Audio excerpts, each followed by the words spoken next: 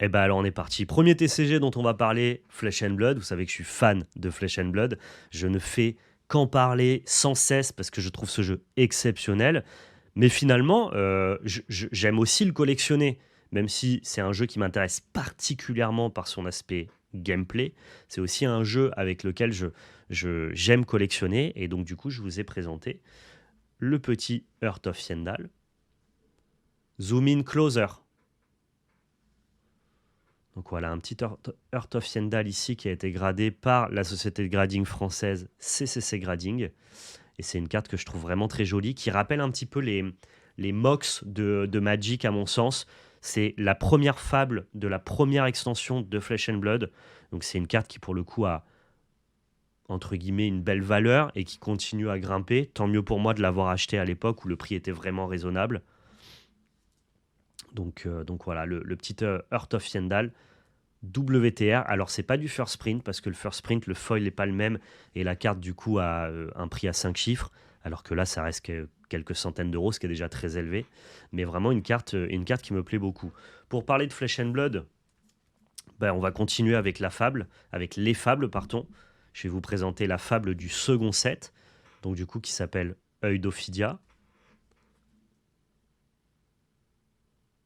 Pareil avec un foil sélectif où tu as vraiment le médaillon qui ressort avec la profondeur. Tu es happé un peu par l'œil, je trouve, du médaillon. Il y a un côté œil de Sauron, mais beaucoup plus mystique.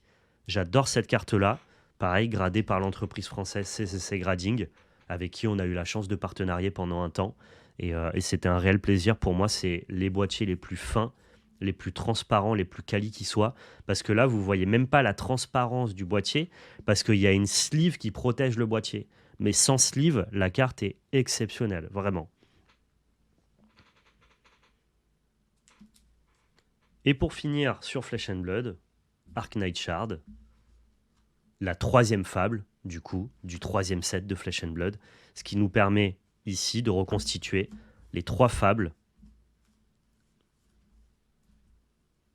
des trois premiers sets de Flesh and Blood. Et ça, c'est un truc que je suis très très content d'avoir récupéré, que j'ai pu récupérer à une époque où le jeu n'était pas encore très hype et où les prix n'avaient pas forcément monté. Cette carte-là, elle a été gradée 10 par CCC Grading, ce qui lui confère une certaine rareté en tout cas par rapport à d'autres Arknight Shard. Il faut savoir que j'ai eu la chance, quand j'ai fait mes envois CCC Grading, d'avoir un Arknight Shard Black Label, donc c'est-à-dire 10 mais avec tous les subgrades.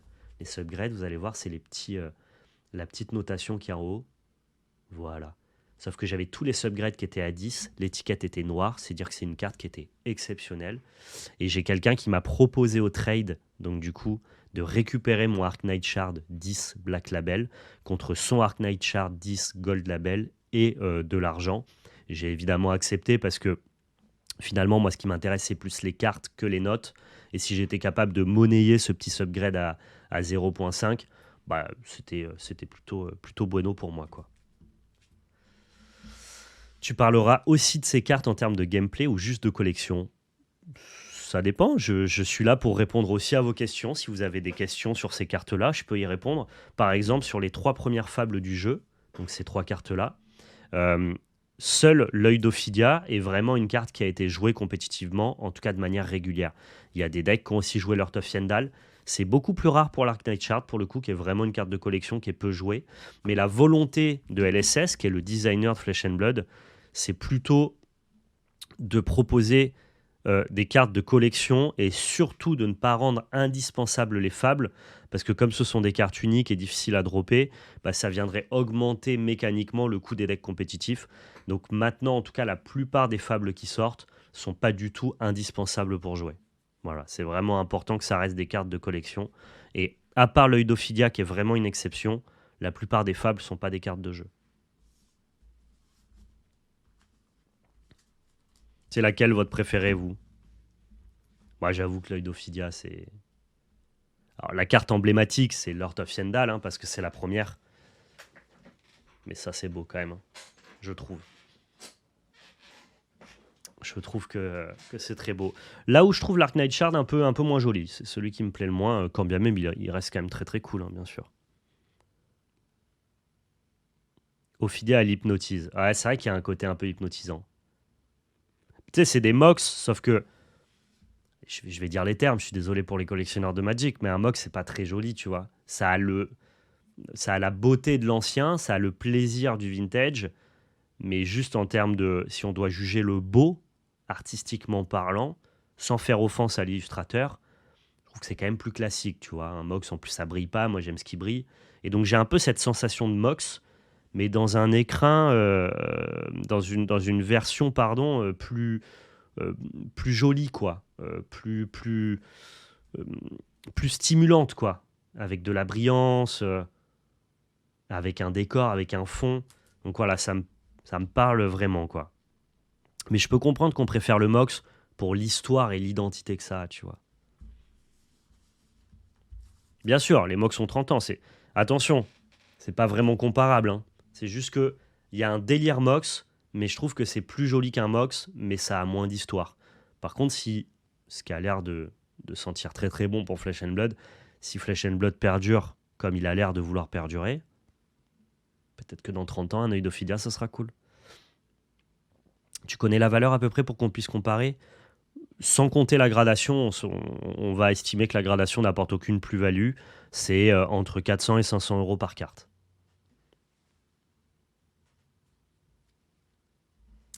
Une deux chevaux ou une Ferrari? Je pense que tu exagères par contre, high five.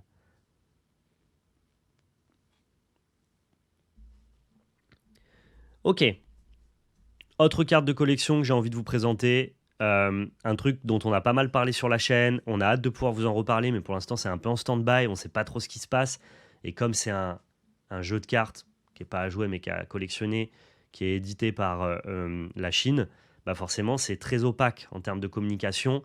On n'a pas autant d'infos que ce qu'on aurait sur un TCG édité par des Occidentaux. Et donc c'est Naruto Kaiju qui moi m'a chamboulé quoi sur la qualité des cartes, les dorures, la texture, le foil sélectif. En termes de direction artistique de foil et de cartes de texture, avec Rise TCG, on fait globalement pas mieux. C'est assez exceptionnel, le travail et la qualité des cartes. Par contre, c'est vrai que les nouveaux sets, pour l'instant, on ne sait pas quand ils sortent. Donc pour l'instant, on est dans l'attente. C'est parce que c'est les premières fables du jeu, hein. Une fable actuellement, des nouveaux sets, ça coûte plutôt 80 euros Oxybis, hein. Mais celles-là, les trois premières ont pris un peu de valeur.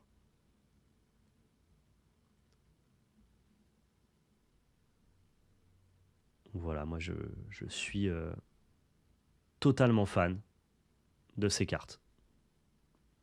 Le beau piège tendu par PL. Ouais, c'est vrai que c'est lui qui m'a matrixé avec ça, hein. Bah, GG à lui, hein, il savait très très bien que j'étais une âme sensible à Naruto, quoi. Hop, deuxième carte de Naruto Kaiju, ce magnifique Pain NR, donc New War, qui est une version du coup un peu presque portrait ou trois quarts, avec des couleurs un peu très pop, synthwave, pareil, jeu de texture, jeu de brillance, épaisseur de carte, qualité. Encore une fois, c'est dingue, hein. Le travail de Naruto Kaiju. Je vois qu'il y a c'est important de tester le setup, là, c'est cool ce qu'on est en train de faire, parce que je vois que sur la position 3, on a des bugs de... On a comme si la mise au point se faisait assez régulièrement. La valeur à peu près, Jiraya, on va être sur 35 euros, je pense. Pain ici, peut-être 100 euros, parce que c'est un personnage qui est très apprécié. Je prends pas du tout la plus-value de la gradation, parce que c'est des sociétés de gradation françaises, et donc du coup qui ont des valeurs, entre guillemets, seulement pour le marché français. Donc on va pas prendre en compte que la note puisse lui apporter une quelconque valeur. Si jamais vous achetez cette carte sans être une carte gradée, c'est à peu près 100 euros.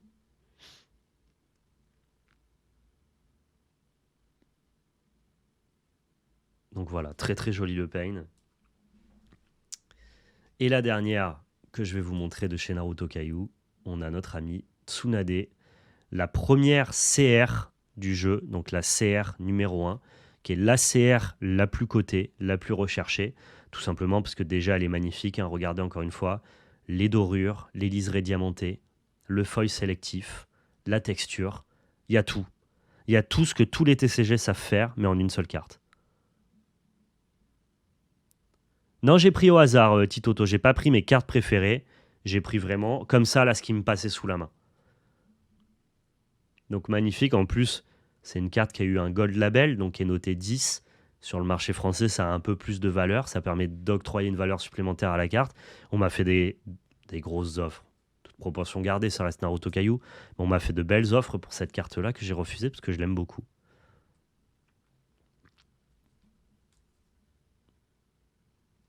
Ce jeu-là ne se joue pas, KLC. C'est seulement de la collection. Il n'y a pas de gameplay associé. Les valeurs d'attaque ici ne sont qu'indicatives. Donc tu ne peux pas jouer à Naruto Kaiju. C'est pas un TCG, c'est un TCC. Trading Card Collection.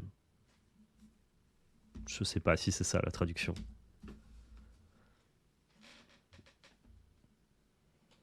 Invente tes règles. On peut faire une bataille. Hein.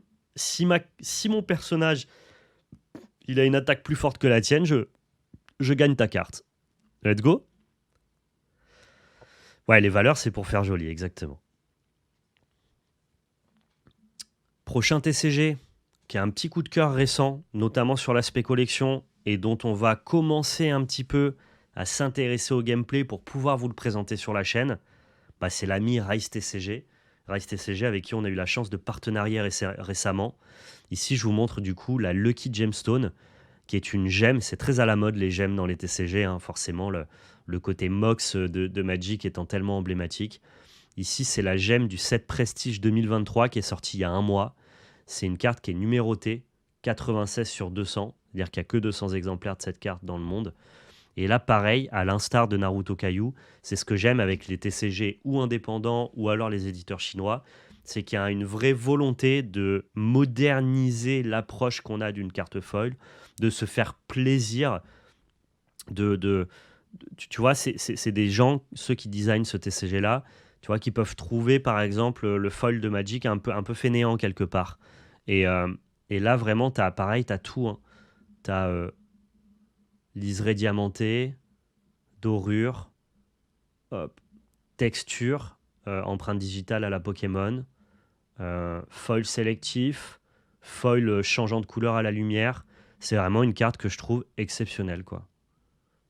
Donc voilà, Rise TCG, pour le coup, je collectionne un peu et ça me fascine. Je trouve ça vraiment très très beau. Pour continuer sur Rise TCG, on a une autre carte du Prestige. Cette fois-ci, c'est le Volt, qui est un peu une carte emblématique du lore de Rise TCG. Le Volt avec le fameux œil. Pareil, avec le même type de foil, le même type de texture. Des dorures. Vraiment très très joli.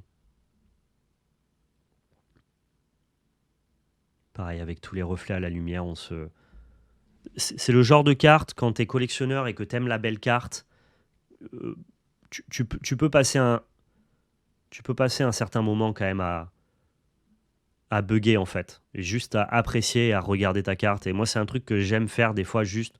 C'est pour ça que mes cartes, je les aime moins dans des classeurs qu'exposées et que j'ai essayé de faire une disposition dans mon setup pour voir mes cartes.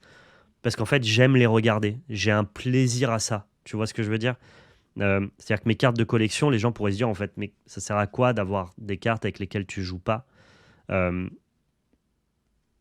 j'aime les voir. Je serais triste d'avoir des cartes qui coûtent tellement cher que je doive les mettre dans un coffre en banque. Ça m'amuserait pas. Je préfère avoir des cartes que je peux voir, que je peux manipuler. C'est quelque chose pour lequel des fois je prends un peu de temps, quoi. Et c'est un truc que j'apprécie. Autre carte de Rise, j'ai pris vraiment ce que j'avais sous la main, donc du coup des cartes du dernier set Prestige. Ah, c'est une carte collector, donc du coup signée par le designer du jeu, François Von Aurélie. Limité pareil à 200 exemplaires, avec pareil ici de la texture, du foil sélectif. Une carte full art sans texte, vraiment très, très très jolie. Et encore une fois, vous n'avez pas toute l'étendue de la magnificence de la carte parce que c'est des cartes qui sont dans des sleeves, dans des cartes case, et donc ça limite évidemment la brillance, quoi.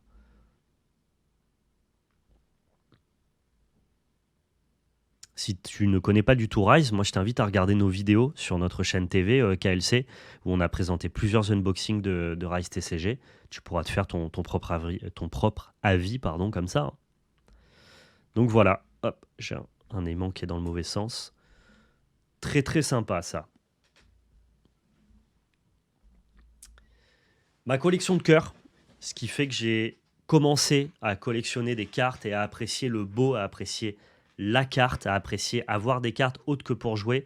Parce que moi, finalement, je joue à Magic depuis 1999. C'était une mode de cours de récré.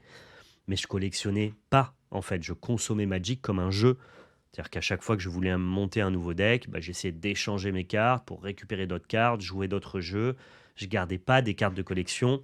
Ça m'intéressait pas, finalement, de conserver l'aspect matériel du jeu de cartes ne m'a intéressé que très récemment finalement.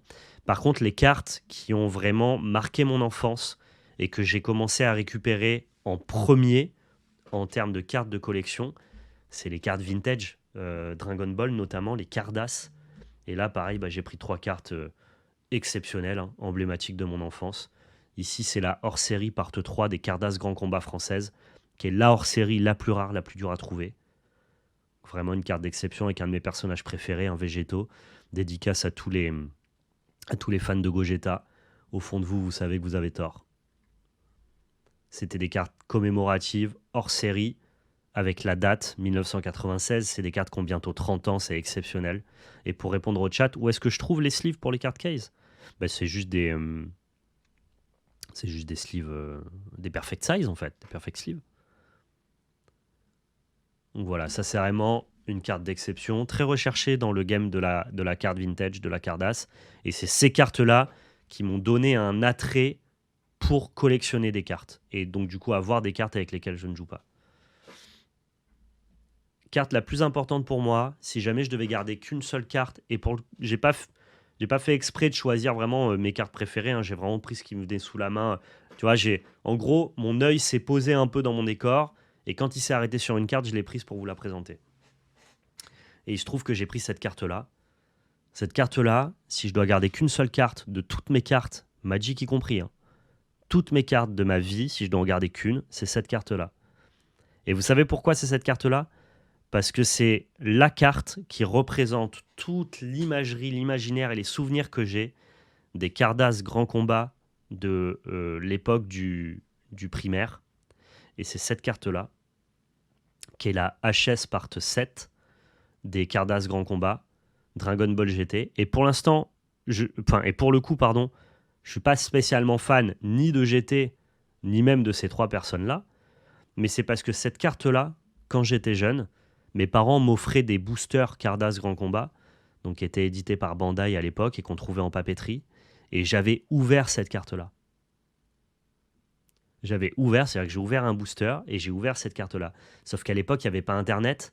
Moi, à cette époque-là, j'ai 6 ans. On est en 1997. À 6 ans, j'ouvre cette carte-là. Dans la cour de récréation, tous mes copains, ils ont aussi des cartes, mais des cartes classiques. Et donc, on ne la connaît pas, cette carte-là. Et donc, quand je l'ouvre, j'ouvre un trésor, littéralement. J'ouvre quelque chose d'exceptionnel. J'ouvre quelque chose que personne n'a jamais vu, moi et mes copains y compris. Et ce sentiment de... Quelle est cette carte? La maquette n'est pas la même, elle brille beaucoup plus. C'est exceptionnel, quoi. Vraiment, je suis le roi de la cour de récré avec cette carte-là. Et finalement, j'ai dû ou la vendre dans un vide-grenier, ou alors ma mère a dû jeter mes cartes. Et c'est une espèce d'accomplissement nostalgique que de l'avoir récupérée. Et c'est, à mon sens, la carte auquel je tiens le plus. Elle est dans un état parfait, hein. C'est très dur de retrouver ces cartes-là dans un bon état. Pour une carte de 1997, j'ai vraiment tenu à l'avoir dans un état spectaculaire, quoi. Donc voilà, la HS hors série part 7 des Cardass Grand Combat 1997. C'était des cartes à l'époque qu'on jouait en lançant des cailloux contre le mur, hein. Donc forcément, la plupart de ces cartes-là sont dans un état exécrable. Et enfin, dernière carte des Cardass DBZ. Alors moi, je suis très fan aussi des Cardass japonaises, hein. Je collectionne surtout les Cardass japonaises, mais je me suis mis à récupérer les Cardass françaises, notamment pour les hors-séries. Et ici, on a la hors-série part 16 des Cardass françaises, donc avec Goku en Super Saiyan 3. J'adore cette forme, j'adore la maquette, j'adore la DA. Vraiment magnifique, quoi.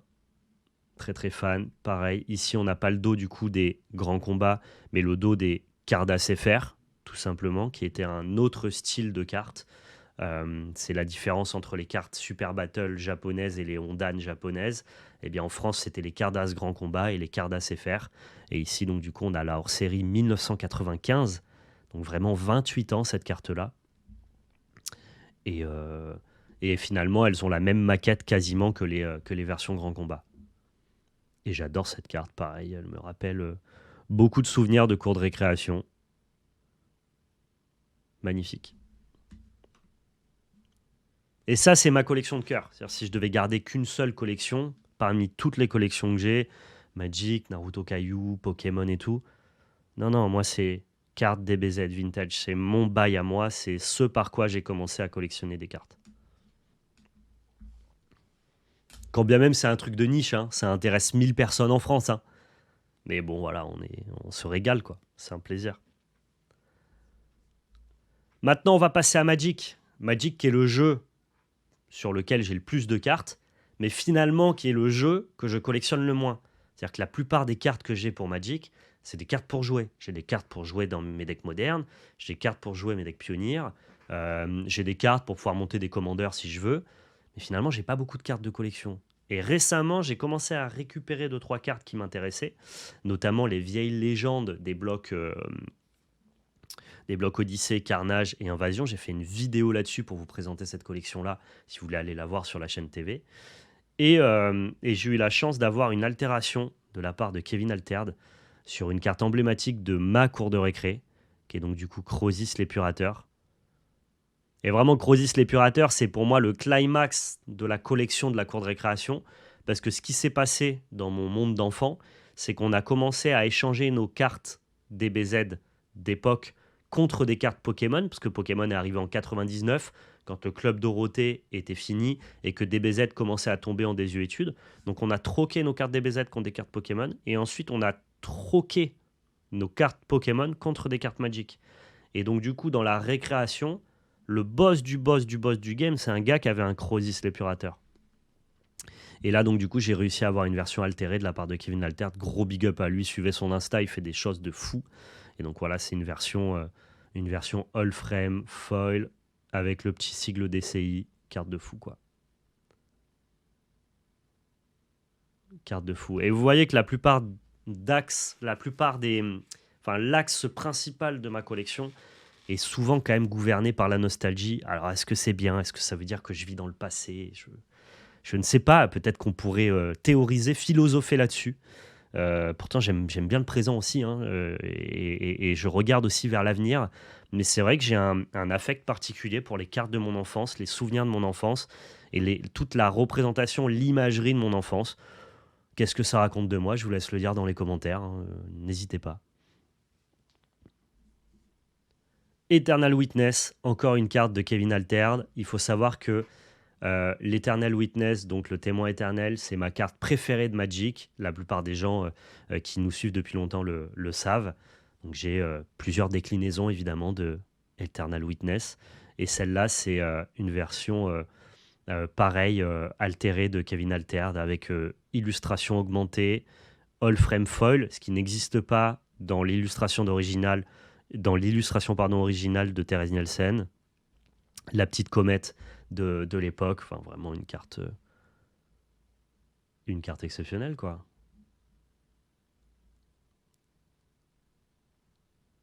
C'était mieux avant. Je suis pas sûr que c'était mieux avant, hein, Florent Nguyen. J'ai pas l'impression que ça traduise ça de moi entre guillemets, mais c'est vrai que j'aime bien le. Tu vois pourquoi Eternal Witness c'est ma carte préférée? Au-delà du fait que j'adore les créatures qui ont des ETB et un gameplay très mid-range, donc des ETB de spell.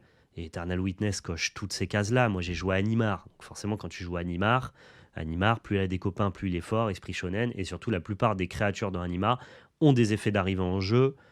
Et donc Witness, ça traduit un peu cette volonté, ce que j'aime dans Magic. Mais surtout, Eternal Witness, c'est quoi? C'est encore une fois un souvenir d'enfance, des vacances chez mes grands-parents en Dordogne, où on allait à la papeterie, et à la papeterie, mon grand-père, il m'achetait un booster Magic, et le booster Magic d'époque, c'était quoi? C'était 5e Aube. C'était 5e Aube, et dans 5e Aube, il y avait quoi? Eternal Witness. Tout simplement. Donc encore une fois, au-delà du fait que j'aime le pattern de gameplay de cette carte-là, j'aime aussi le souvenir d'enfance qu'elle m'apporte. Allez, un truc un peu plus récent cette fois-ci. Un truc un peu plus récent. Impératrice Vagabonde, Etch Foil en français. Ça fait partie des rares cartes de collection Magic récentes que j'ai voulu récupérer. Je l'ai récupérée dès que c'est sorti. Alors elle a un cadrage exécrable, hein, comme vous pouvez le voir malheureusement. Mais bon, c'est pas très très grave, moi je suis pas très pointilleux là-dessus. Elle a été gradée par CCC, elle a eu 9, j'imagine notamment à cause de son centrage. Ouais, c'est ça, c'est une carte qui a pris 8,5 en centre, c'est tout à fait logique. Mais j'adore cette carte-là. Vous savez que j'aime bien la culture japonaise au global. J'aime bien l'impératrice vagabonde. J'adore les textures innovantes. Et le edge foil de Magic, c'est vraiment un moyen de moins s'embêter par rapport au foil classique de Magic. Donc voilà, il y a un peu tout pour me satisfaire dans cette carte-là. Et je suis content de l'avoir récupérée à bon prix parce que ça, maintenant, spiké, hein. Ça vaut bien, c'est peut-être 150 balles, je pense.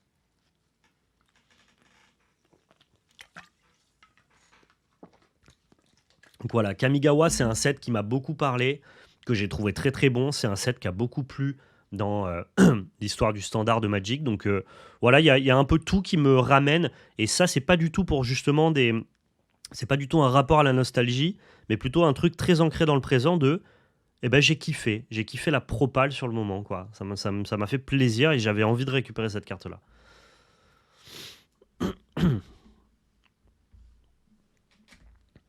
Et enfin, dernier TCG, et pas des moindres, que je collectionne. Et ça, j'avoue que je me suis fait un peu avoir avec le retour de hype en 2019-2020, où on a vraiment eu tous les projecteurs du TCG qui ont été braqués sur, vous vous en doutez bien, Pokémon.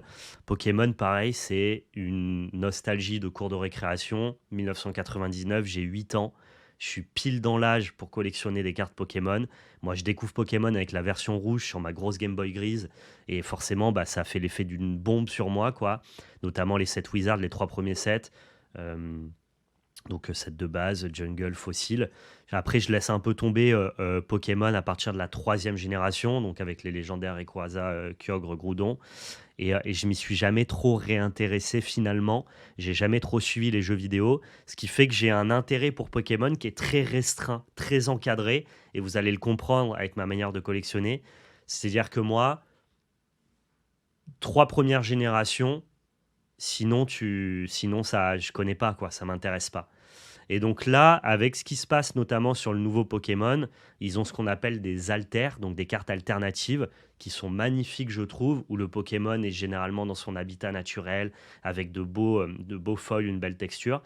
Et bien, dès lors qu'il y a une alternative qui met en scène un Pokémon un peu stylé, un peu iconique, dont je suis un peu nostalgique, que j'ai apprécié pendant les 3 premières générations, j'essaye de récupérer ces cartes-là.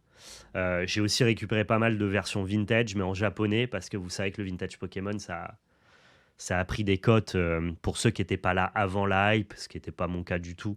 C'est difficile de récupérer ces cartes-là maintenant, donc je suis parti sur des versions japonaises qui sont beaucoup plus abordables. Et donc on va commencer par une carte d'époque, qui est ici un Lugia.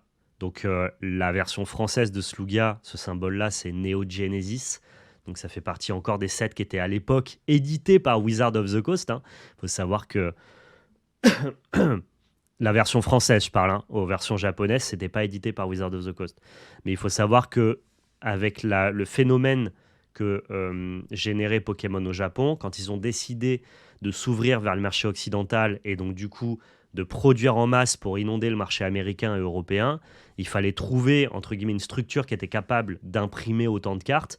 Et à l'époque, qui imprimait déjà beaucoup de cartes en de très grands volumes, c'était Wizard of the Coast qui imprimait du Magic. Et d'autres TCG d'ailleurs à l'époque. Et donc Pokémon avait passé un deal pour éditer les premiers sets Pokémon, pour que Wizard, entre guillemets, imprime les premiers sets Pokémon. Et c'est pour ça que sur les premiers boosters Pokémon français, américains, en tout cas occidentaux, eh bien, il y a la petite pastille Wizard of the Coast, comme sur les premiers boosters Magic.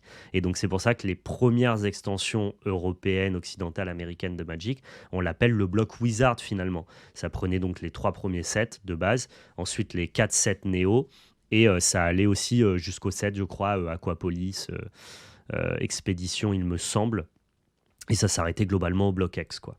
Et donc voilà, il y a vraiment ce côté, ça fait un pont et un lien avec Magic qui est vraiment le truc que j'ai kiffé. Et ça, c'est des cartes emblématiques de mon enfance aussi, que je ne pourrais malheureusement pas récupérer en français, mais, mais que je me suis fait un malin plaisir de récupérer en japonais parce que l'illustration est tout aussi belle. Ce que j'adore dans le Pokémon Vintage, c'est le Galaxy Foil qui a été repris sur Infinity à Magic très récemment.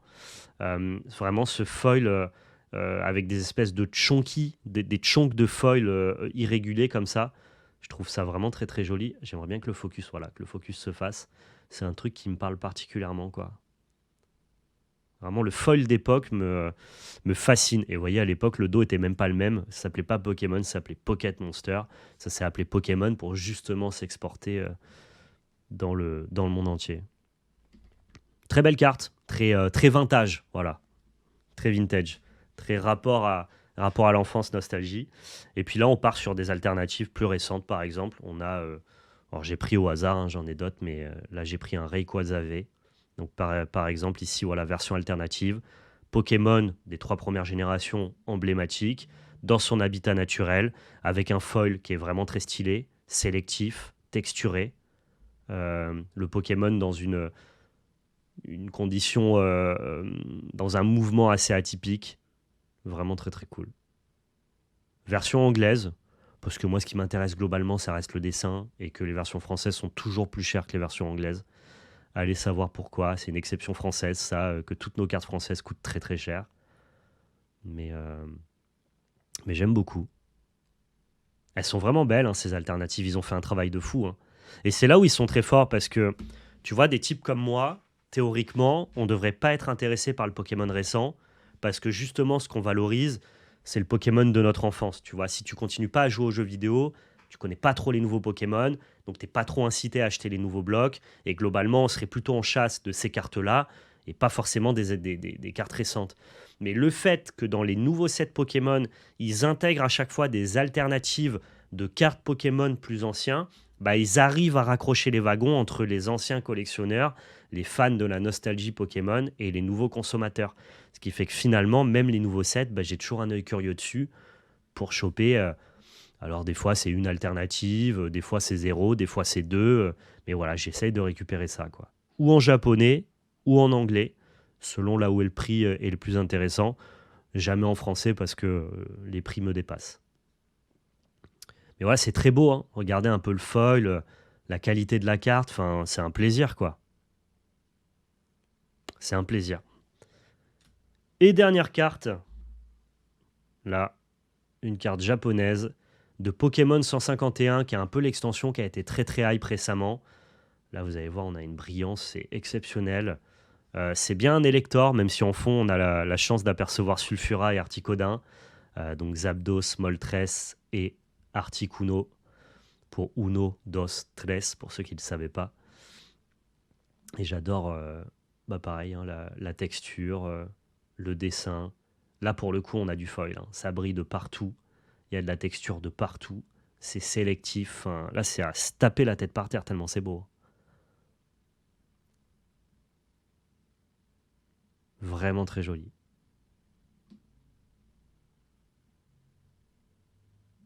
Sulfura, ce vieux poulet en feu. Vous êtes dur avec Sulfura, il est cool. Moi, je l'aime bien, Sulfura. Donc voilà, ça c'était un échantillon de ce que j'aime collectionner dans Pokémon. Ça vous aura donné globalement une idée globale de ce que j'apprécie le plus dans ma manière de collectionner sur les différents TCG. Vous avez vu que la plupart sont plutôt liés à la nostalgie ou alors sont liés à des affects que j'ai maintenant, que ce soit pour Naruto Kaiju ou pour l'innovation que proposent les visuels et la texture. Ça c'est plutôt pour Rise. Et puis bah, voilà, Pokémon, Magic et comment ça s'appelle et cartes DBZ Vintage, c'est très ancré dans l'enfance. Et pour Flesh and Blood, c'est juste par énorme respect au travail accompli par LSS, parce que je trouve que c'est le TCG à suivre. C'est le TCG qui, dans l'avenir, va faire énormément parler de lui. Et c'est un TCG que j'aime tellement que j'ai vraiment envie de soutenir son développement, de m'impliquer dans toutes les dynamiques et les aspects de ce jeu-là, que ce soit dans le compétitif en y jouant, ou alors que ça soit dans l'aspect collection en récupérant les cartes que je trouve jolies. Donc voilà, j'ai vraiment une manière de collectionner qui est giga large et variée, tu vois, finalement, mais, mais qui est à mon image, où je me force pas, je suis pas complétiste, je vais seulement chercher ce qui me parle, ce qui me plaît. Et, c'était amusant pour tester le setup zénital de vous en parler. Et je vois là sur le chat que vous me demandez et Lorcana ou et Lorcana. Et ben Lorcana, pour le coup, pour l'instant, alors évidemment, j'adore Lorcana. Je trouve que c'est un jeu en termes de gameplay qui est giga amusant, giga accessible, giga bien designé. On se régale avec Lorcana, on prend un plaisir de fou. Mais j'ai pas encore de carte de collection, si tu veux, sur Lorcana, je collectionne pas. Je récupère de quoi jouer et bah, je monte les meilleurs decks du méta, hein. J'ai Humber Steel Song, Ruby Amethyst. Alors en ce moment, c'est Ruby Amethyst Swap, mais avant c'était Tri Control. Et je récupère ces cartes-là. Mais te dire réellement que je les collectionne, non, je vais un peu pimper. C'est-à-dire que je vais récupérer les cartes jouées, les staples du format en foil, ça j'aime bien. Mais je récupère pas les cartes enchantées, par exemple. Quand j'ai une carte enchantée, j'essaye de la vendre pour pouvoir justement continuer à avoir une pluralité de cartes, comprendre un petit peu le jeu, pouvoir faire du contenu intéressant dessus. Mais je ne suis pas encore dans le game collection de Lorcana. Si ça change, enfin finalement, quand tu accumules plusieurs cartes et que tu récupères les staples du format, ça te crée mécaniquement une collection. Mais j'avais pas de carte particulière à vous présenter qu'allait sortir du lot. Et si ça vient à changer à terme, bah, je vous les présenterai bien évidemment. Et Lorcana et la fée. Ah, le Sissou, je peux vous le montrer si vous voulez. Le Sissou, je l'ai ouvert dans une de mes ouvertures récentes. Hop, je peux vous montrer Sissou. Voilà, c'est une enchantée. Mais tu vois, moi, ces enchantées-là, alors j'aime bien le côté... Hop, fais le focus, s'il te plaît, mon pote. Attends. Position 1. Voilà. Finalement, tu vois, ces enchantées-là, magnifiques, hein. Il n'y a pas de galère, j'ai pas grand chose à dire. J'aime bien le côté full art.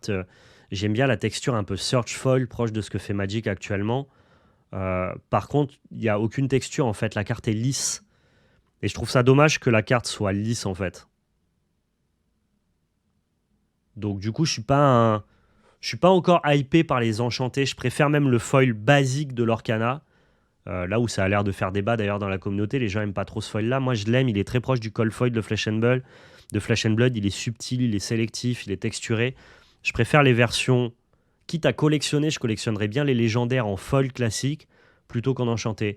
Et donc celle-là, je ne voulais pas présenter dans le game collection parce que ça aurait été malhonnête. Cette carte-là, j'essaye de la vendre. Donc finalement, elle n'est pas du tout dans ma collection. Tu vois, si c'est une carte que tu essayes de vendre, pas faire croire que c'est une carte que tu collectionnes, c'est pas vrai, quoi. C'est pour ça que je ne voulais pas présenter dans la vidéo. J'espère en tout cas que ça vous a plu, que ça vous a un peu donné une vision de ce que j'aime collectionner, comment je le collectionne. Encore une fois, je n'ai pas pris forcément mes cartes préférées, mes meilleures cartes, les cartes les plus chères. J'ai vraiment pris une sélection un peu, un peu hasardeuse de ce que j'avais. Et ça vous donne du coup un pêle-mêle de ma manière de concevoir la collection.